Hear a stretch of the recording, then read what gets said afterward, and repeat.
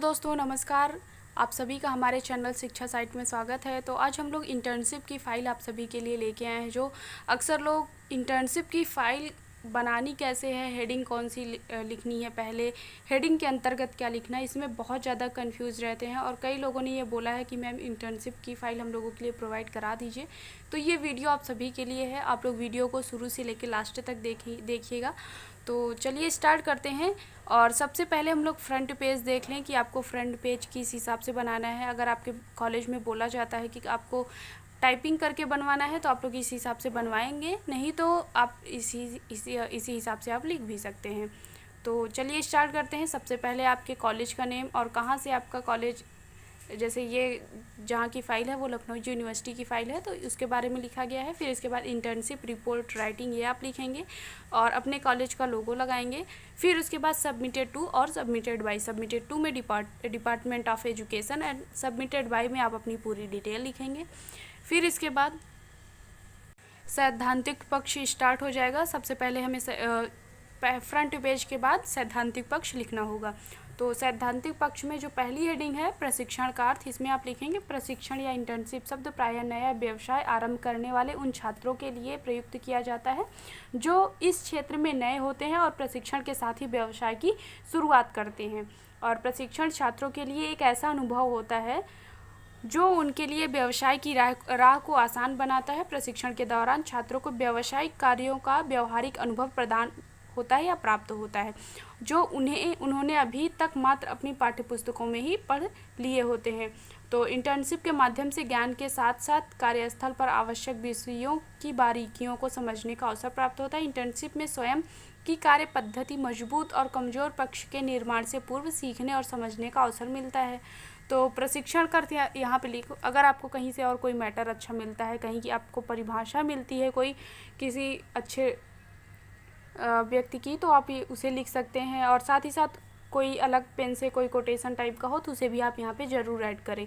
तो फिर इसके बाद प्रशिक्षण का उद्देश्य, और प्रशिक्षण का उद्देश्य बताने से पहले अभी तक आपने चैनल को सब्सक्राइब नहीं किया है तो कर लें और साथ ही साथ बेल आइकन को ज़रूर प्रेस करें जिससे कोई भी वीडियो अपलोड किया जाए तो उसका नोटिफिकेशन आपको सबसे पहले मिल जाए। तो चलिए प्रशिक्षण का उद्देश्य देखते हैं कि प्रशिक्षण के उद्देश्य क्या होते हैं। प्रशिक्षण का उद्देश्य शिक्षण संस्थानों अथवा कार्यालयों की क्रिया से छात्रों को सामना कराना होता है। ये उन्हें ये सिखाना कि वहाँ कार्य कैसे होता है, किन परिस्थितियों में होता है। और किसी भी कार्यालय संस्थान में कार्य करने से पहले वहाँ के माहौल को समझने में मदद मिलती है। प्रशिक्षण के द्वारा हम पहले ही तैयार हो जाते हैं कि आगे जाकर हमें अपने कार्य क्षेत्र में किस प्रकार कार्य करना है। इंटर्नशिप के कुछ प्रमुख उद्देश्य अग्रलिखित हैं। फर्स्ट है व्यावसायिक रूप से स्वयं को स्थापित करना। सेकंड है नए नए कौशलों को सीखना। थर्ड है विशेष व्यवसाय हेतु दक्षता प्राप्त करना, अनुभव प्राप्त कर आत्मनिर्भर बनना। फिर इसके बाद प्रशिक्षण का महत्व है। तो प्रशिक्षण के महत्व के अंतर्गत क्या क्या लिखना है। फर्स्ट है, इसमें आप पॉइंट वाइज लिखें। अगर आपको कहीं से किसी बुक में हेडिंग वाइज मिलता है तो आप लोग उसे भी लिख सकते हैं। तो पहला है प्रशिक्षण के द्वारा हमें अपने कार्य क्षेत्र में कार्य करने का अनुभव प्राप्त हो जाता है। इंटर्नशिप के द्वारा छात्रों में आत्मविश्वास की वृद्धि होती है। छात्रों में अपने कार्य क्षेत्र के प्रति उचित दृष्टिकोण का विकास होता है। प्रशिक्षण छात्रों में कार्यक्षेत्र में विश्वसनीयता प्रदान करता है। इंटर्नशिप मौजूदा मानवीय संसाधनों के साथ उद्देश्यपूर्ण संबंध को विकसित करने में मदद करता है। फिर इसके बाद प्रशिक्षण के प्रकार। प्रशिक्षण के निम्नलिखित प्रकार हैं या अग्रलिखित हैं, ऐसा करके आप आगे लिखेंगे। Paid internship, unpaid internship, virtual internship और पार्शियली पेड इंटर्नशिप। तो पहले आप पेड इंटर्नशिप के बारे में लिखेंगे। पेड इंटर्नशिप का वह प्रकार होती है जिसमें किसी भी संस्थान में कार्य करने वाले व्यक्ति को उसके कार्य के लिए एक निश्चित राशि का भुगतान किया जाता है। फिर अनपेड इंटर्नशिप के बारे में लिखेंगे। अनपेड इंटर्नशिप वह इंटर्नशिप होती है जिसमें किसी भी संस्थान में प्रशिक्षण प्राप्त करने वाले व्यक्ति को उसके कार्य के लिए कोई भी राशि अदा नहीं की जाती है। फिर वर्चुअल इंटर्नशिप के बारे में लिखेंगे। वर्चुअल इंटर्नशिप के अंतर्गत छात्रों को संस्थान में किए जाए बिना बाहर से ही कार्य का अनुभव प्रदान किया जाता है। उदाहरण के लिए किसी भी संस्थान से तकनीकी माध्यम यथा कंप्यूटर, मोबाइल आदि के माध्यम से जुड़कर कार्य करना। जैसे आप इंटरनेट से उस संस्थान से जुड़ गए और वहाँ की पूरी डिटेल आप ले रहे हैं और वहाँ पे कोई भी जैसे कार्य हो रहा है तो उसमें आप कंप्यूटर या तकनीकी माध्यम से जुड़ेंगे तो वो हो जाएगा वर्चुअल इंटर्नशिप। जैसे आप लोग देखते होंगे वर्चुअल मीटिंग होती है, उसी हिसाब से वर्चुअल इंटर्नशिप भी। तो फिर इसके बाद पार्शियली पेड इंटर्नशिप, इस प्रकार की इंटर्नशिप में इंटर्न को एक स्टिपेंड की तरह अदा किया जाता है, जिसमें किसी भी प्रकार की धनराशि होती है जो एक निश्चित समय पे इंटर्न को दी जाती है। फिर प्रशिक्षण के लाभ आप पॉइंट में लिखें तो वो बेहतर होगा। प्रशिक्षण के द्वारा व्यक्ति को अपने कार्य क्षेत्र का व्यवहारिक ज्ञान प्राप्त होता है। प्रशिक्षण के माध्यम से हमें समय की उपयोगिता की समझ विकसित होती है और प्रशिक्षण के माध्यम से संप्रेषण कौशल में विकास होता है। प्रशिक्षण के माध्यम से आत्मविश्वास में वृद्धि होती है। फिर आगे आप लिखेंगे पार्शियली पेड, ये तो हो चुका है। फिर इसके बाद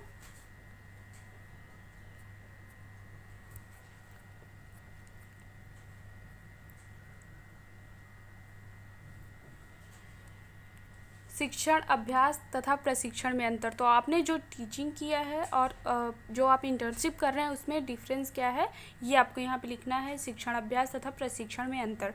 तो शिक्षण अभ्यास के अंतर्गत आप लिखेंगे, एक साइड हम लोग शिक्षण अभ्यास लिखेंगे, दूसरे साइड प्रशिक्षण लिखेंगे। तो पहले में आप लिखेंगे इसका मुख्य कार्य शिक्षण अभ्यास है तथा इसमें शिक्षा शास्त्र के शिक्षकों के द्वारा अभ्यास कार्य किया जाता है। प्रशिक्षण अभ्यास कार्य से अलग एवं अधिक व्यवहारिक है और इसमें शिक्षण का अनुभव प्राप्त होता है, जिसे विश्वविद्यालय पाठ्यक्रम से संबंधित उद्देश्य होते हैं। यहाँ विद्यालयों को अन्य जिम्मेदारियां भी लेनी होती है, आपको प्रशिक्षण में लिखना है। फिर इसके बाद शिक्षण अभ्यास में आप लिखेंगे इसमें 2 या 3 चक्र में शिक्षण कार्य करना होता है और उसमें प्रशिक्षण में आप लिखेंगे प्रशिक्षण में उन्हें पूर्ण समय विद्यालय में व्यतीत करना होता है तथा वहाँ की समस्त जिम्मेदारियों में उनकी हिस्सेदारी होती है। फिर इसके बाद इसमें केवल शिक्षण संबंधित समझ और अनुभव का विकास होता है और इसमें आप लिखेंगे शिक्षण अभ्यास के दौरान उत्पन्न समझ को उपयोग में लाना प्रशिक्षण के द्वारा तय होता है।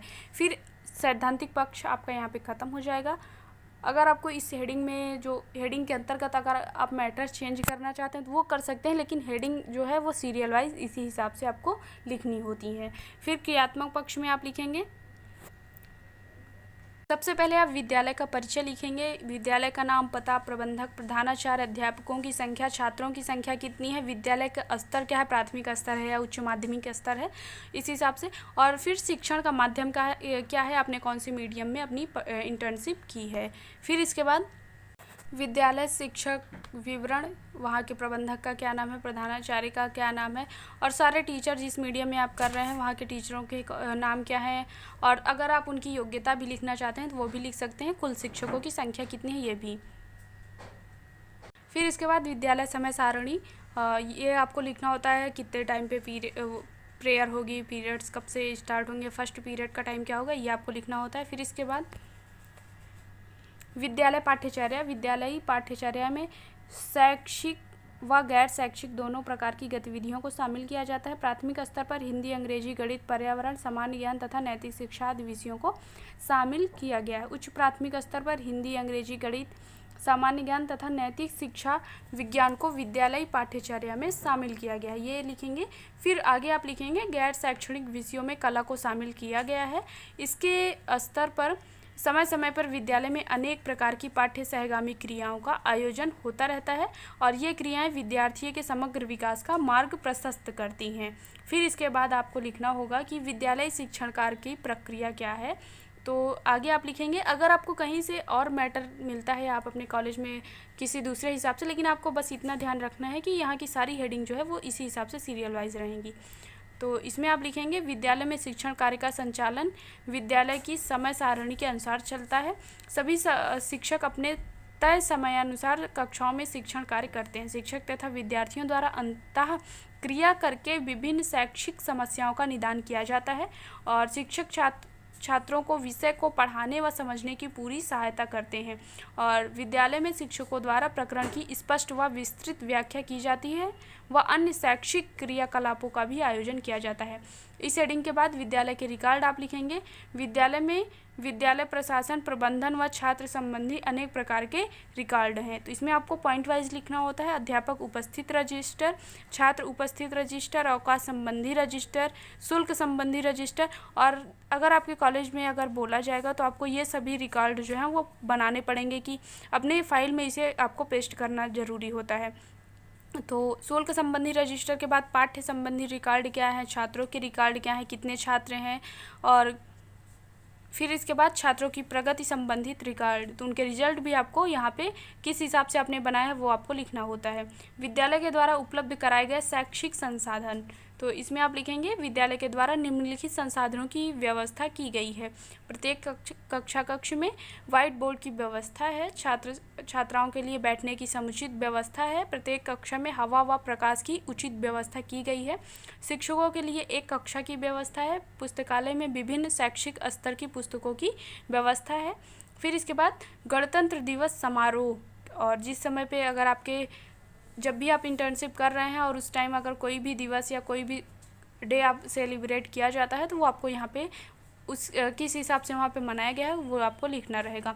तो गणतंत्र दिवस समारोह का आयोजन कोरोना की प्रोटोकॉल को ध्यान में रखते हुए किया गया था, अतः समारोह के आयोजन में मात्र शिक्षक को आमंत्रित किया गया था। सर्वप्रथम विद्यालय के प्रबंधक शशिभूषण तिवारी, जो भी वहाँ के प्रबंधक हो, ने ध्वजारोहण किया। तत्पश्चात उपस्थित शिक्षकों के द्वारा राष्ट्रगान का गायन हुआ।